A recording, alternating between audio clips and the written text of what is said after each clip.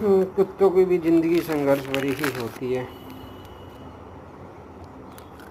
इनका ना खाने का पता होता है, ना सोने का, ना रहने का जगह होता है, ना कुछ।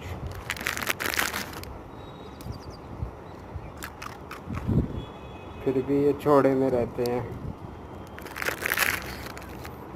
जिसके ऊपर ज़रूरत पड़ा उसको भोंक दिया, जिसको ज़रूरत पड़ा उसे काट लिया।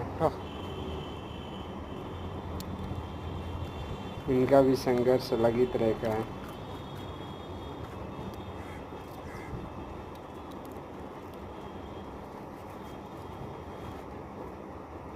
आप लोग भी कुत्तों को थोड़ा खिला दिया करो, जो स्ट्रीट का वो